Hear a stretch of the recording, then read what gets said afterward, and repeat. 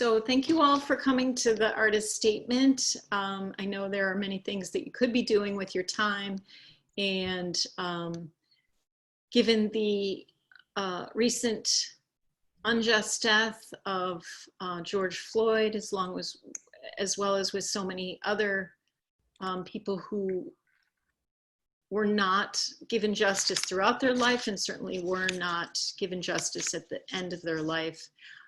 There are many things that we could be doing now, and there are many things that you as artists can now address, because artists have an amazing potential to create change. Artists often see the problems in our society, and they often have ways of navigating those problems and bringing attention to them, shining light to them. So it's really important at this time that we all use our talents to really bring about, I mean, I get a little hooey here, but I think we are all born on this planet. I can't see any other reason why we would come here if it's not to do something. And we come to do something that is particular to us, because we are all unique and in so many different ways, and we have all unique talents.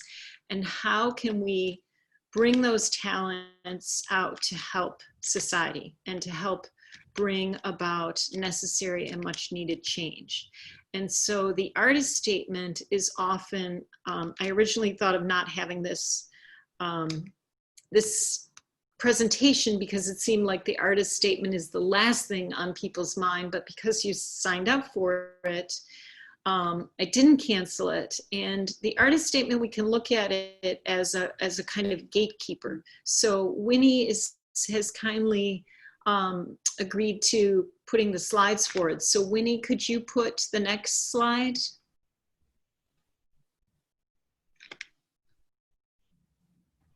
Trying to do that. It's not responding. Okay. Ah, there we go. So this is a piece that's currently at our house. It was created for the Justice Hotel at 6018 North, and it's a lobster trap. It's a door with 6 knobs, and so it's only person or an only thing that can open it is a lobster or a bunch of people working together. But actually, it's not the knobs that open the door, it's simply pushing the door on the left side. So often the system and things that the system creates can stop us from, we can waste a lot of time trying to navigate. You can waste a lot of time trying to open the door using the knobs, but people who understand the system easily flow through. So it's a kind of, it's a key to, so that the artist statement is a key that can help us get through the art system. Just like any system, it can seem unjust or it can seem just, but if you don't know the system, it can serve as an unjust barrier. And if you know the system, you can easily navigate through. So we're going to look at the artist statement as a kind of barrier that we can knock down, so that you can not spend a lot of time on this, and you can spend more on getting your work out and bringing attention to your work. So the next slide, Winnie, please. Yeah, so we can just sort through, we can go past this one, next slide, because it's blah, blah, blah. You know, what is an artist statement? It can be a cop-out, it can be blah, blah, blah, but hopefully you'll get through this session, you'll learn some techniques to make it really say something, because it is a statement.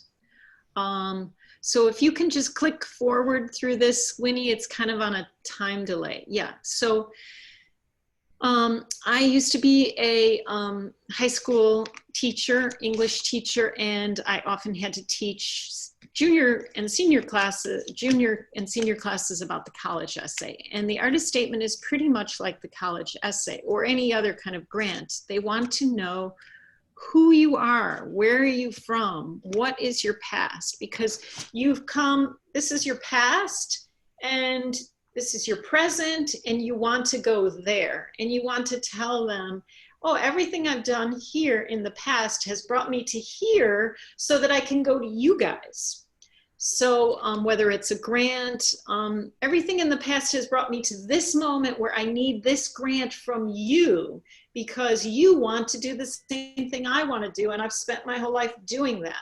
Or a residency. I came from here to get here because these are the tools that I needed because I knew I wanted to work on them at your residency. And so it's the past, what led you to the past, to the present, and what have you learned from the past to where you are now, and where are you going, and what do you want to do in the future? So the next slide, Winnie, please. Oh yeah, your past. So this is called the Golden Circle, and it's what you do, how you do it, and why do you do it. And the most important thing is the little asterisk at the bottom. Most people never answer the question, why are you doing what you are doing? And you know, it takes a lot of time. I'm a curator. It takes a lot of time to go to an artist studio, to get around the city. And if you don't know why you're doing something, why should I care? Why should I come? And if you don't have a reason for yourself why you're doing it, how can you possibly have an answer to my question of why I should come? So we really need to, this should be, particularly now, why are you doing what you are doing? And a lot of people have evaded that question, and now it can no longer be satisfactory to evade it. So the next slide, please.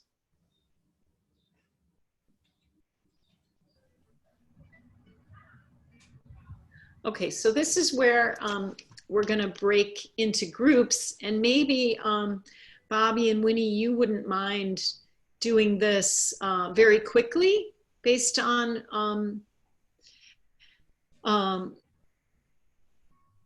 it's basically what every journalist is asked for. If you read a newspaper, it's supposed to be in their first sentence of the story. Who's doing something? What are they doing? Where are they doing it? How are they doing it? And why are they doing it?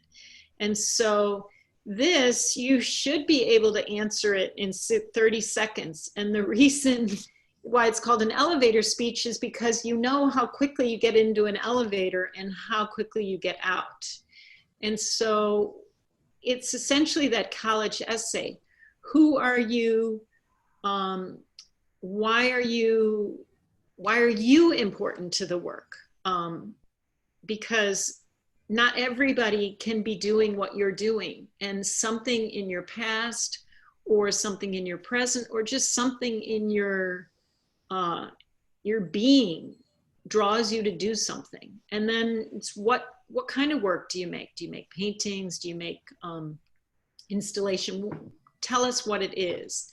And if the process is important, I use the sun to make sun prints, then that process is important. If the process isn't so important, maybe it's where you do it. If you're a public artist, if you make murals outside, that is key to explain. I'm a public artist, I make murals outside in public spaces to share it with other people. If the where isn't, if you're just making it in your basement, the where isn't, maybe the time is. You only paint during a particular time that the sun hits, or you know, you want to explain the words that are, explain the parts of the elements of the work that are important to its creation. And then what we just talked about is the why. Why are you doing this? So I didn't set up a breakout room. Winnie, can you set to the next, but I can put you in a breakout room now.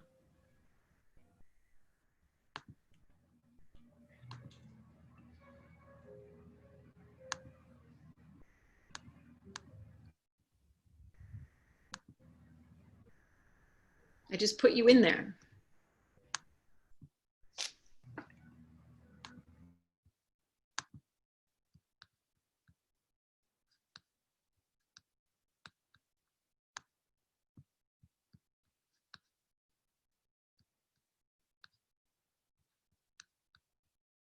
Okay, we're back. So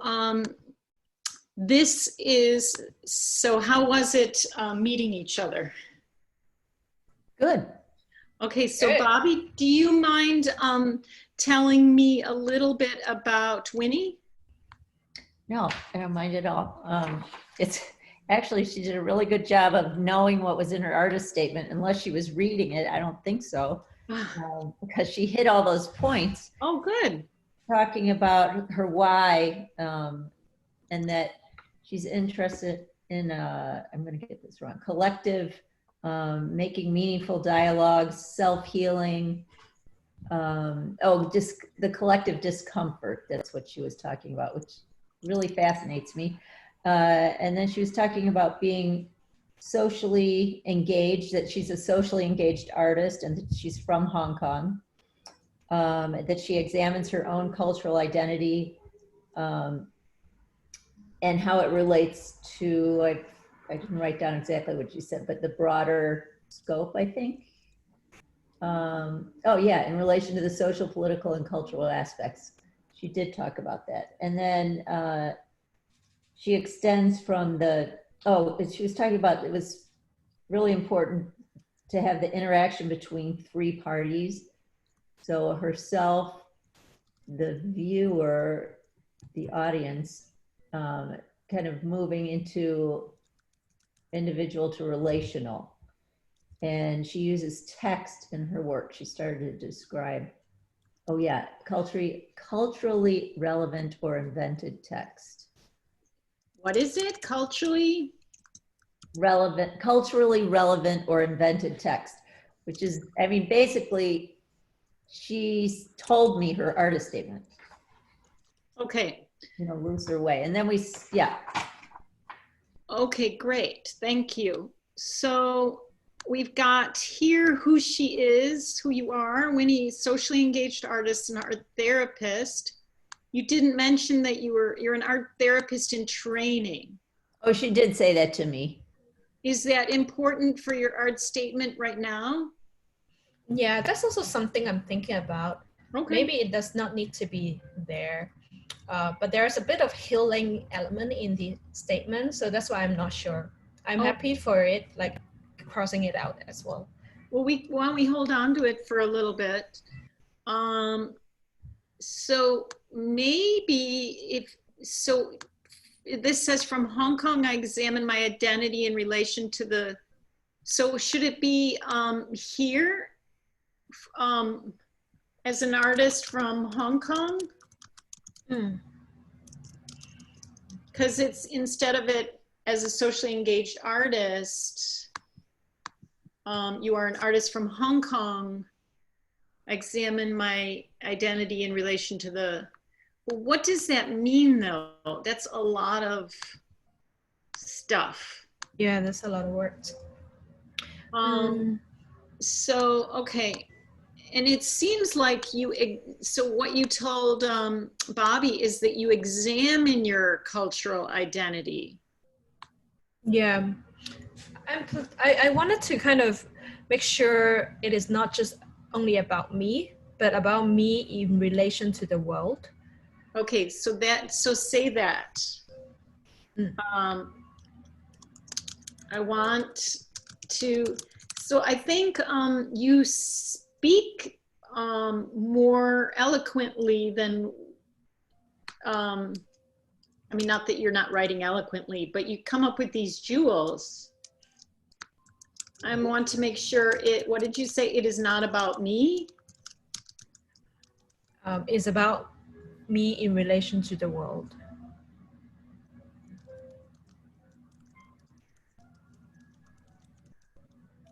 So, which goes back to this really nice interaction between. So here you could say my work is an interaction between myself. But what does that mean? Basically, I'm describing what like a community-based art is like.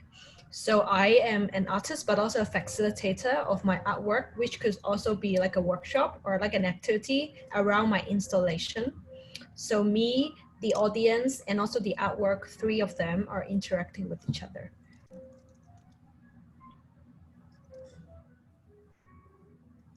Can you give us an example? Facilitate work. It could be like activity. What do you make? Give us what, so again, so we didn't show,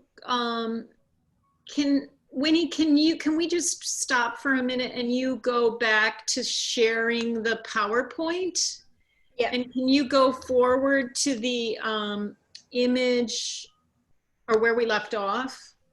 Because I think one of the key things, and Bobby, we talked about your piece in your artist statement. You mention beautifully all the materials you use so that we can see, you talk really sensually about your materials. Right.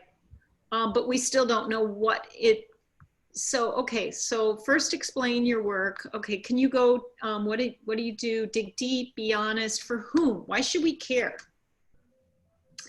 We're going to, can you go ahead again?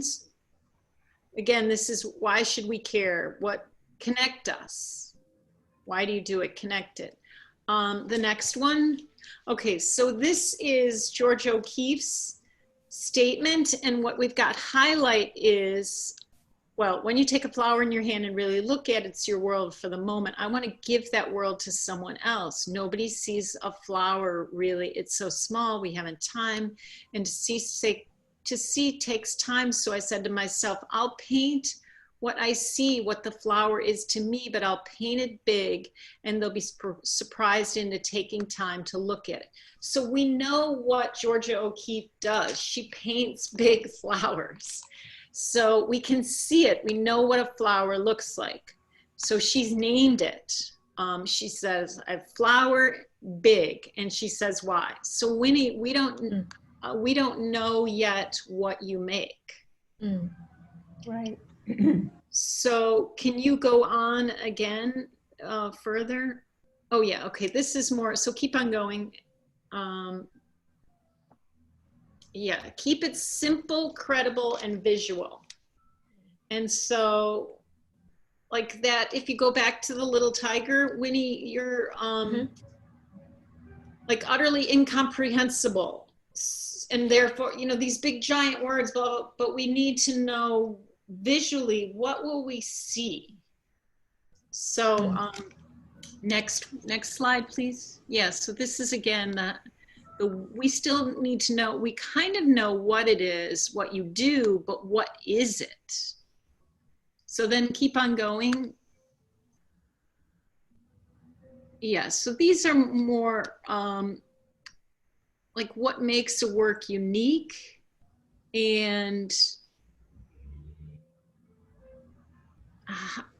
how can you meet the needs of our society? And that's one, but also knowing your field and mediums. So I think, Winnie, you're trying to meet the needs of bringing, you know, people together through art. And then how can you push the field forward? I think, Bobby, you're also bringing people together, and you're also pushing the field forward because you're using these materials and sculpture in this really unique way with these materials that are often not thought of as, you know, sculpture is often bronze, brass, cement, right. And you're using these really soft textiles that have significant meaning to you and to many people when they engage with them. So you're both, you know, you're also commenting on society and how there is a need for people to come together. How can we use our art in ways that can move us, not just the field forward, but move society forward? And so you're both building and creating community, I think, through your art. So let's go to the next slide. Oh yeah, we talked about this. I think, Bobby, were you here when we talked about fear? I thought so. I didn't leave. I left. Oh, it's a Or little. when, okay, yeah, right. Because I think when I first met you, I think you were a little afraid of thinking about disco and sweaty bodies. And so look at what happened since you've addressed that. So then now I think, because what I think is when we face our fears, that's really the energy. And that's where our work, because we can feel it viscerally, like when something is uncomfortable or like it can just stop us, and that stopping us is a great energy if we can just swivel in the chair and move it around and approach it in a different way. So maybe we come back to this. Well, I mean, this is more just me on a soapbox, because I really want people, this is more the why, and this is really about digging deep. It's less about the words of the artist statement. Almost before you can write the artist statement, you really have to look internally and really say, what am I doing? Why am I doing this? And usually it is something about what makes you happy. And so you do it because most often you're not paid to do it. That is the reality that we're living in as artists, that there's not a lot of remuneration. So it has to be happiness. So how can you, always approach your work from that kind of joy, even if it is a fear? And then I think both of you are interested in this kind of cooperation with others. And I think we sometimes think that, Picasso started artists are great by themselves, but Picasso was part of a movement. And all throughout history of famous artists are when they were within parts of movements. I mean, they struggle with those movements, but they were part of those movements. So how can we work together to advance each other's art and the whole kind of maybe a new type of art, because you're both working in a type of art of connecting people that is not necessarily, it's difficult to sell. It's difficult to show. But it's necessary. So how do we make your work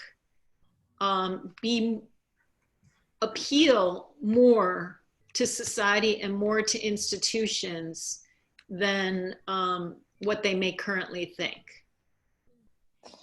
Because it's what's needed right now. They just don't quite understand.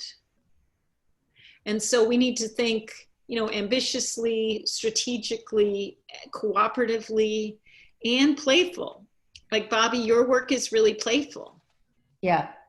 I mean, not all of it, but it has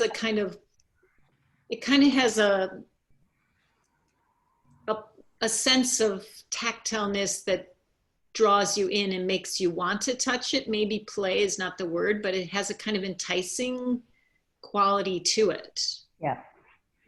Yeah, I think there is a playfulness to it.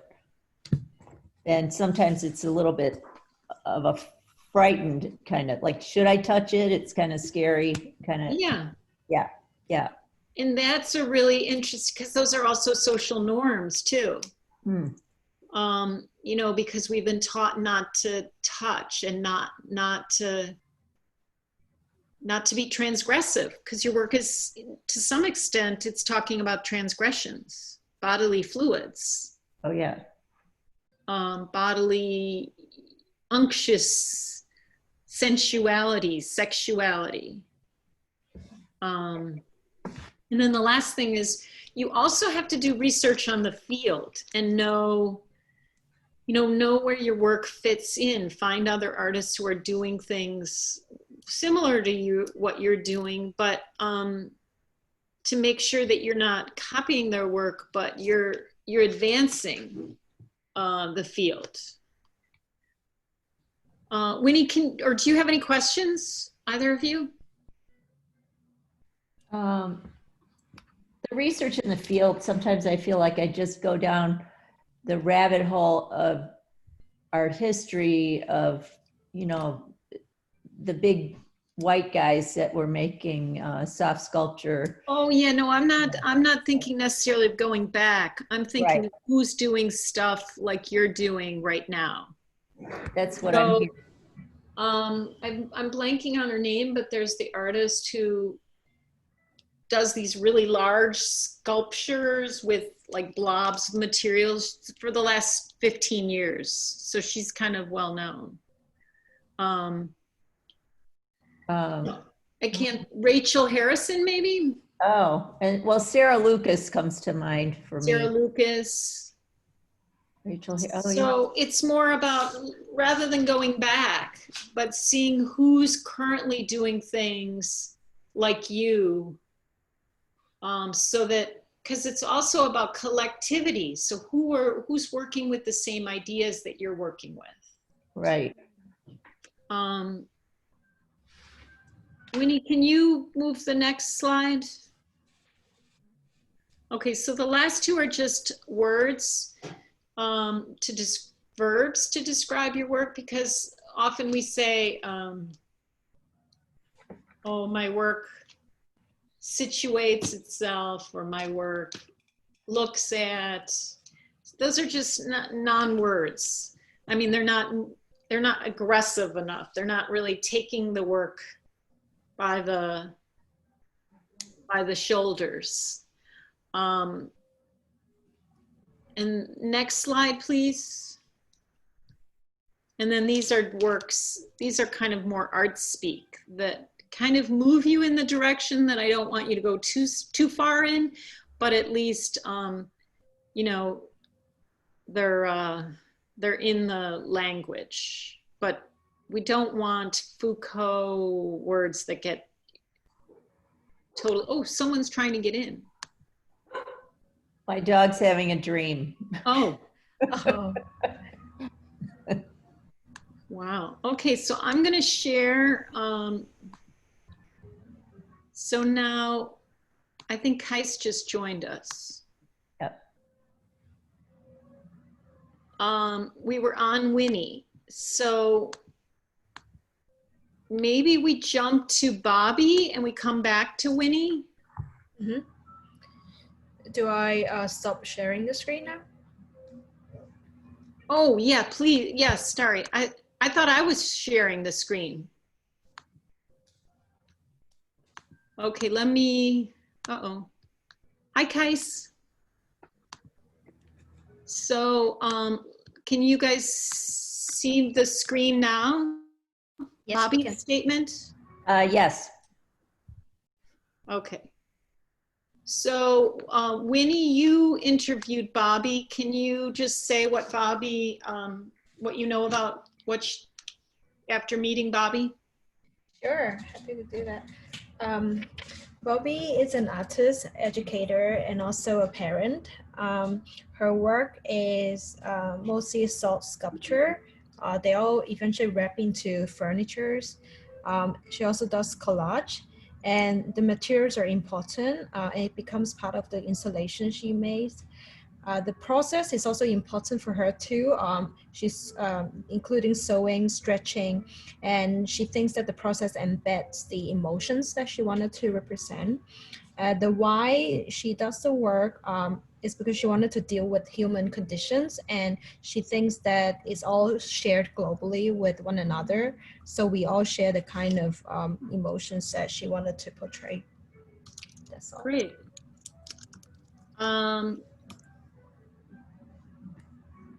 So do we see anything about soft sculpture in here?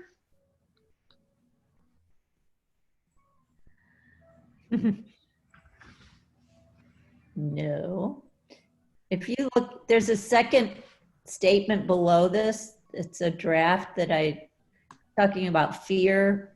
I wrote it a while ago, and I think it gets more to the point. Oh, is it above that one? Yeah, it's that one that starts out. Oh, this one seems more, I think this is more on the mark. Yeah. This is really strong. Well, as soon as you say sex, I mean. Yeah. I would think this, though, is a little bit, what is provide the impetus for work? A little bit like you've got sex, secrets, and surgery, and then provide the impetus for work. We kind of, you lost the groove. Yeah. Yeah. So we need to, too heady. yeah. And then here do we know, so this is really great too. Sewing is an act of aggression. Is it an act of aggression by you? Yes. Then what about saying I sew as an act? Oh. Yeah. And then this in work created with is unnecessary. Using spandex. Is it thrifted or used?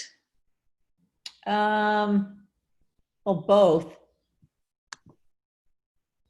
The physicality of suturing, stabbing, binding, and constricting are my reactions, because I don't see you in here.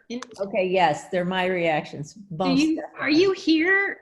I You think are nowhere. I know. You are nowhere. Do you guys see Bobby here? Where is she? Here, you're a little bit here. Yeah.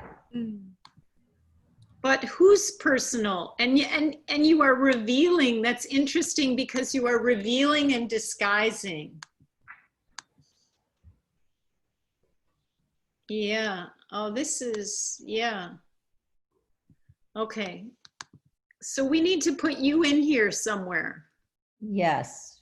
That's what I noticed yesterday. It's like, oh. So Winnie, because you met with her, where would you put her and what do you know about her? She's a, maybe that's kind of hard. Yeah, it was a little too brief. Only the kind of professional roles that she had. That's what I know, being artist, educator, and also personally as a parent. Okay, Bobby, maybe this is it, that this politeness. So maybe I explore and loss to, what do you do to reveal or what are you trying to do with that layer of politeness? Because it's obviously this layer of politeness is which either hides you, like you had this hiding and disguising. Right. Revealing and disguising personal histories. I often think of this, even in my ceramics, like there's a layer of skin over what's hiding underneath. You know, whether it's pain from something, an experience in childhood or something currently happening, that the forms are these abstractions of emotions. So are you creating a layer of politeness, or is it that you hide within a layer of? Oh, I would say hide within a layer of politeness. I mean, I feel like the materials they're handled in a formal way. You know, they're well constructed and all of that, and that's the polite part. Okay, how about a formal, what is formal? Could you say through a like what is well constructed? I guess I'm thinking. I think the forms themselves are odd and uncomfortable. And yet I'm always trying to embed a bit of beauty into them. I think, you know, using shiny materials or adding a bit of lace here or that.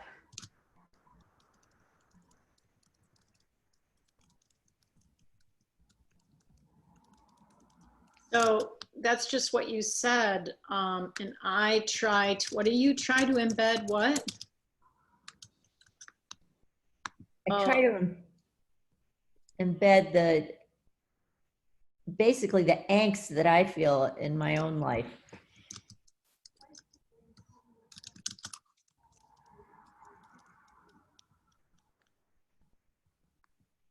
Frustrations.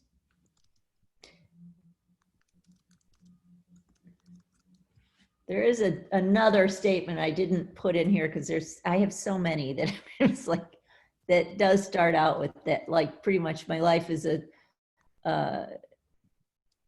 is not researching, but studying the human condition. It's just about the way life is. It's happy, it's sad. There's bad things that happen to all of us, and sometimes they're traumatic, and we push through. And a lot of my work involves, I think the sewing part has to do with the many surgeries that my mother had and that I had. And there often medical equipment is buried underneath those layers of fabric, bits of cannula, the breathing apparatus, you know, for when you're in the hospital, and feeding tubes. And I mean, it can get pretty maudlin. Well, and then there's like these little bits of fluffy, furry textiles that come from disembodying stuffed toys.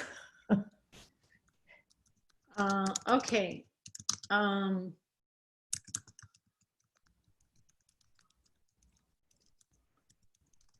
So I think yesterday we were going through Susie's bio, and we talked about how do you choose one work that can kind of embody all the others.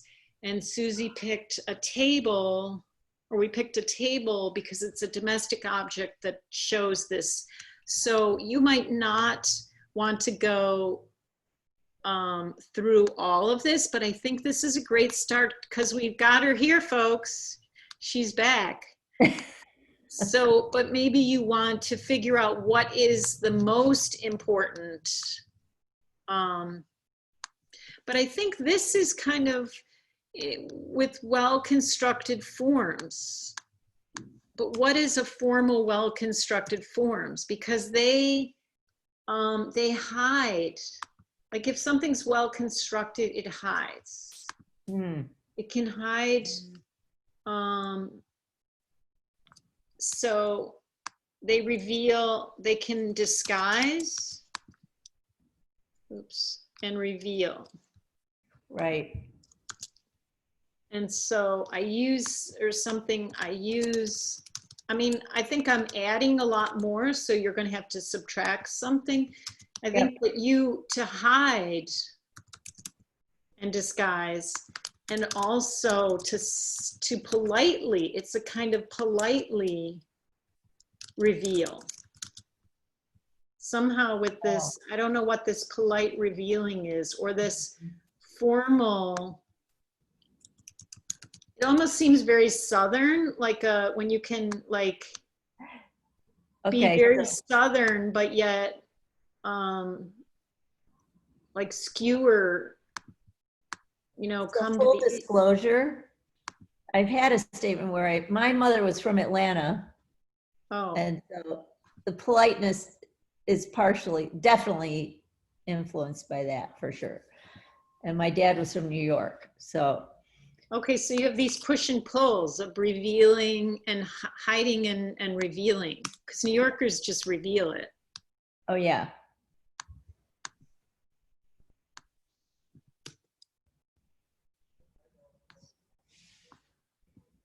That's really interesting that you said Southern, because yeah, that's definitely I'm glad you found it in there. So something about this this seems to me like where we can find you again in here, and then to say,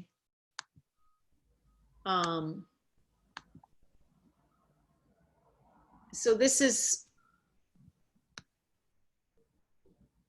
yeah, I think the one thing maybe that we've lost here is that it's soft sculpture, and you also want people to interact with it, right? Yeah, I'm definitely leaning that way. So the people, the viewer is missing from here. Yeah. So if we go back to Winnie's, she's got, so it's all about the other people so much also, so that we don't know, it's all about this interaction. Winnie, can you give us an example of what you even make? Yep. So for example, in a communal area, like a public space where I created a living room outdoor. So the installation is the living room-like art form. But then the space itself is a communal area, such as a car park or a park. So you transform, okay, do you transform a public space? Right. Yeah, that could do too. I use manipulate, but I think transform has a more positive tone to it. Manipulate is a little Machiavellian. Into private space, Into communal situations. Yeah, because I think the key words for me will be creating space which can promote conversations, and that can then eventually connect back to my use of text into my installation and poems, etc. Because it all ties back to communications. Okay, so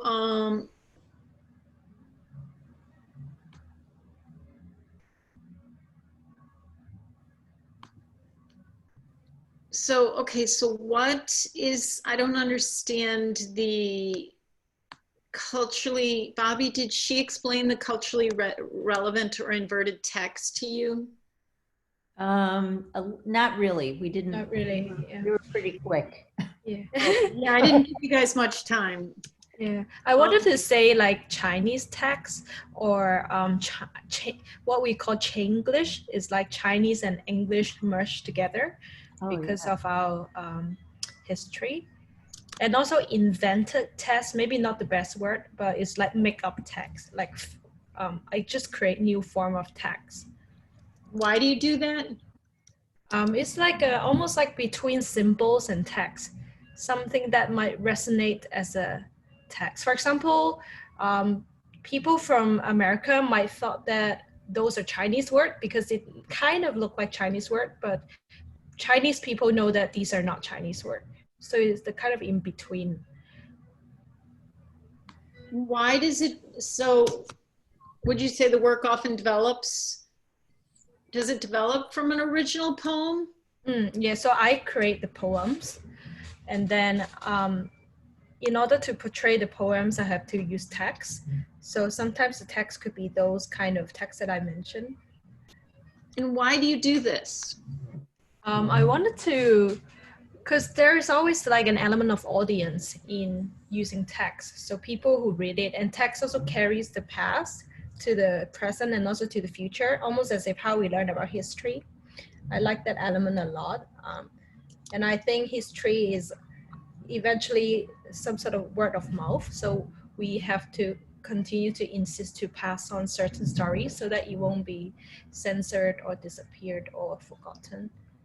So there's an element of that in the conversations. So my struggle with this is if you transform public space into communal space situations to promote conversations, Are you forcing a conversation with the made up text? Am I forcing a conversation? I would say no. Or is that a frame?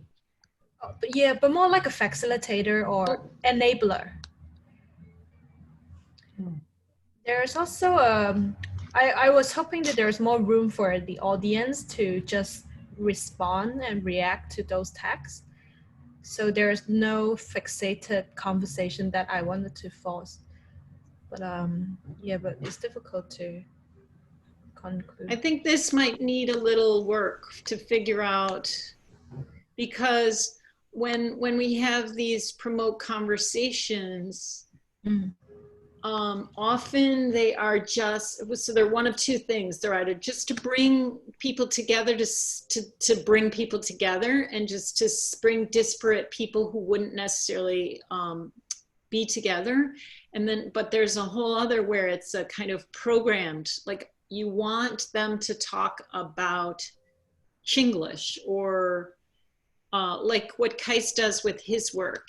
He wants to talk about what sight is and how sights are misread, and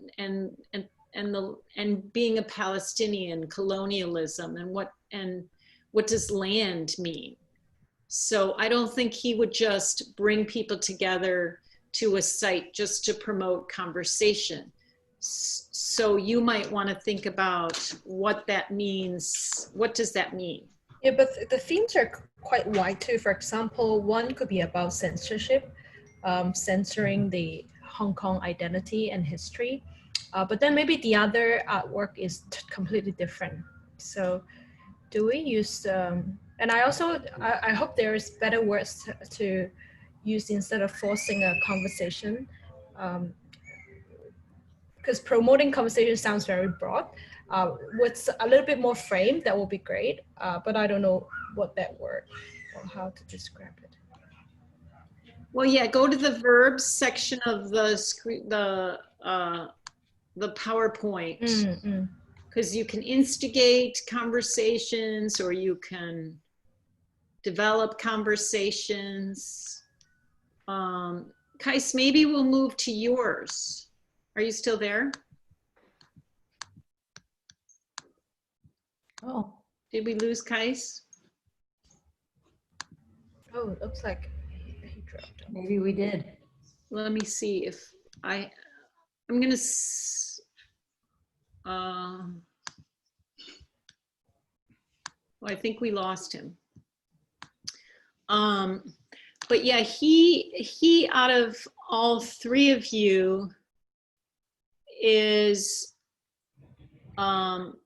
really trying to, he has an agenda in the seek to engage and subvert national geopolitical, not that you have to have an agenda, but he does. So I think, and an agenda can be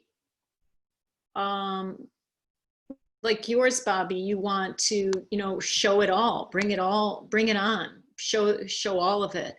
But I think his is very,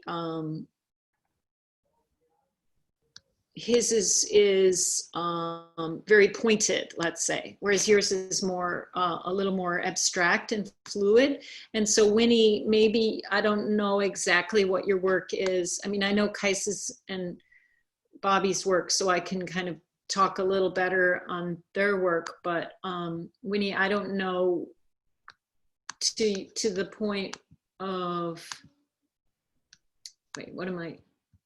Yeah, whether, how the conversations and the text fit in, because just to be socially engaged and connecting with the audience and the viewer is really important, and that's not having an agenda. Also, one other question I have about my work is an interaction between myself, viewer, and audience. What is the difference do you see between viewer and audience? I think I only use audience in my original one. But I would say the unique part of it is the artists themselves, like myself, would be part of the work. Okay. I still, I think what I'm not seeing here is seeing. Mm-mm. What does your work look like? I can kind of see it with this, you transform public space into communal. I can see what a living room is in a carport, but I wrote that. I don't know if that's exactly what is the thing that best describes your work. And also, it seems like you said, you, myself as a facilitator seems important, not just the artist, because Bobby's the artist. And when she's with her work, she's not facilitating it, but it's still her work. And it's an interaction between her work and the viewer. Right, yep. Maybe a facilitator isn't the right word, but it seems like you being there is important, right? Yeah, that's correct. Through workshops within my work or something, right? Within my installations. Yep.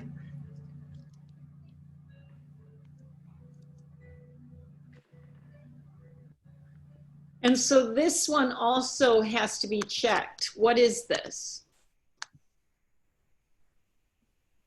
And what does that mean? I think that goes back to like, why? Why are you? I want to be able to tag that back to the self-healing community, but obviously it wasn't successful because a lot of time people visit an artwork and then when they leave the gallery or the area, the impact is gone. So I wanted to be able to create conversation and even relational impact that people perhaps have made, say, new friends or a new understanding about a theme that will bring them for a continuous conversation about a particular subject, say censorship or cultural identities, and then it becomes some sort of relational impact, eventually contribute back to a more like a self-healing community. So the community themselves can support each other with or without the art. Which kind of goes back to your why this was important, art therapist in training. So maybe I think this, for you, this needs to be the things that I'm going to bold are things that need to be addressed. And this is not what an artist statement can necessarily address. It's more like you have to think about how does art therapy, you know, how can you, I think this is it, what you said here. I think almost what Bobby told us is almost more telling than this. Yes, I agree.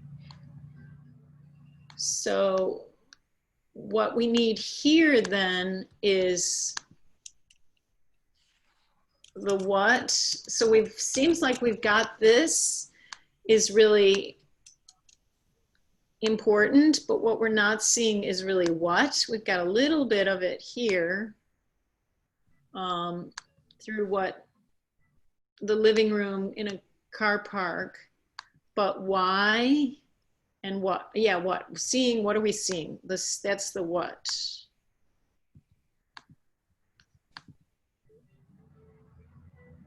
And then Bobby, we're way over. So Yeah. Let's see. Oh yeah, Bobby's on this same sheet. Just down. Winnie, do you have any questions about that? Does that? No, I think that the feedback is really helpful. Yeah, because yesterday we had a conversation about the same thing, and the struggle between two identities, right? When people kind of have multiple roles. One of the participants also is an art therapist and an artist, but I'm very cautious. I actually wanted it to be more integrated instead of having different paragraphs and have like totally separate kind of. You mean when we talked about Veronica's? Yes, yes. She was Correct. resisting that though, because she sees them as she has to represent. I think she seems to think that the art world is more free than the therapy world, which probably, is maybe that probably is more, that is a valid statement more, because you don't want to harm someone is therapy. Oh, Whereas absolutely. in Bobby's work, she wants you to realize that harm that you've hidden away. I mean, that's what I guess a therapist does, but I think you have to be more delicate. So she might need to write two different statements. One is an artist that is more that integrates the art therapy, and then the art therapy is more about art therapy that kind of uses art. Yeah, because I think if we're seeing like professional statement, then I can see why. But I also wanted to make sure when it is an artist statement, and an artist is like a holistic combination of all kinds of experience and roles we play, right, in life. So that's why I wanted to integrate. And I think this one is a great starting point that shows how things I care about in both sides are integrated into the same statement. Okay, good. I think this could go in the what down here.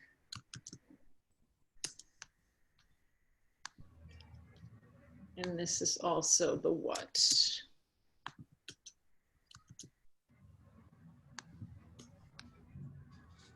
This is kind of a why. Okay. And then Bobby will just go back to where we left off. Did you have any questions, or is there anything you wanted to look at? Well, I sent a couple of other statements in that. Oh, in the chat? Yeah, no, in the email I sent you yesterday. So I think, I mean, I have been writing statements for a long time, and it was really revealing that it's like, oh, I didn't include myself, and I didn't say that I have said this in the past, like bulbous soft sculptures that blah, blah, blah, Where do you say bulbous? I didn't say it in here at all. Right. And I have said that in the past in statements. I don't know, like that under formal, well-constructed forms, I think they should be. That sounds boring to me for one thing, but I want to get the uncomfortable is an important part. And I was just thinking about making people revisit potentially uncomfortable situations.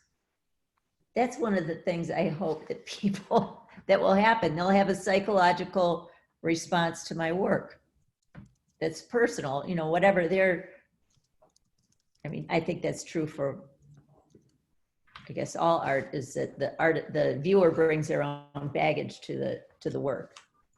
But I'm hoping that when a viewer looks at my work, they go to this place where they're a little bit like, oh, am I really seeing that? Because my work looks overtly sometimes sexual. I think it's always sensual, but it's not a real body part, it's what your head does. Right. And why do you want them to do that? I think because I had trauma in my own, I know this, that I had uncomfortable situations as a young child around the body and sexuality. And why do you want them to go there? it's been, for me, it's been a cathartic way to work through things, to make work that has that kind of aspect to it.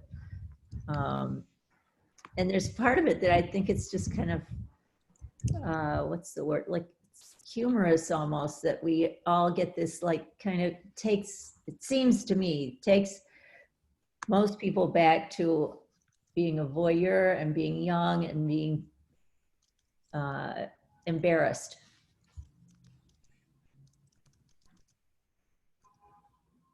You know, kind of like bathroom humor. So maybe that might be interesting to see what is embarrassment of the body. Why do we have embarrassment of the body? Oh, that's a good question.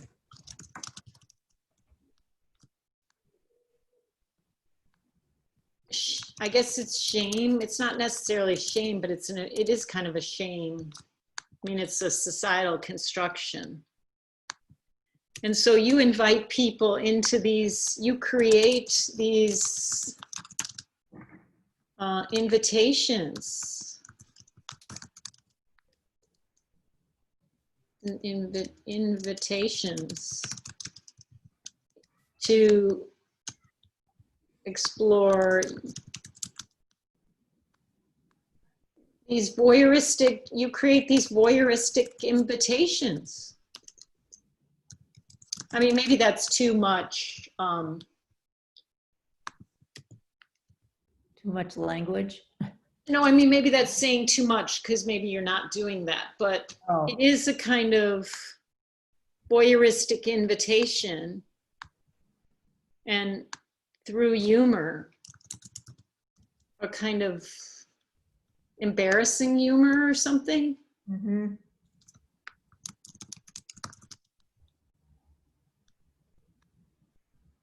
I don't know, but I think that's a kind of, whereas Winnie's inviting people to like discuss, and you want people to go into themselves and to, Yeah. and you do it in public too. So it's a kind of, it makes it even worse. It's like, ooh, are people gonna see me? Like, well, I've seen people be afraid to look at my work when other people are watching them. yeah, yeah, that's interesting. Like, oh. Like you could even say something. I mean, you might want to think how you say this, but that's funny. Right. For my thesis work, I did photography. They were macro photographs of tiny little sculptures. Some were made of fiber, some were made of Sculpey, but I took the camera and I could decide what I wanted to focus on, and it would be a crease or a crack or a little bit of fiber fill that looked like a tuft of hair. And they were very erotic, and there was nothing human about them as far as what they were constructed of. You know, they weren't, I'm not about pornography or literal examination of humans in that way. Yeah. So what is that? What is that? Well, what is that that makes something that is not at all erotic appear erotic? Oh, yeah.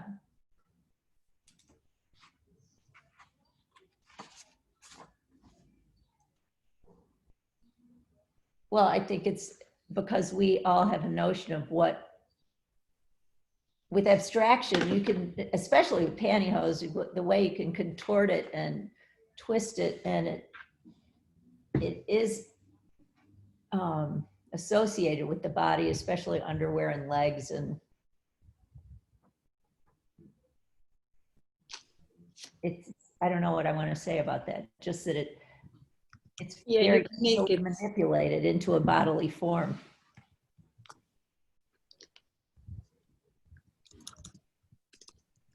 Well, I think you have some work to investigate, but I think we've got you back in here. Definitely. I'm glad I wasn't afraid to show you this little draft.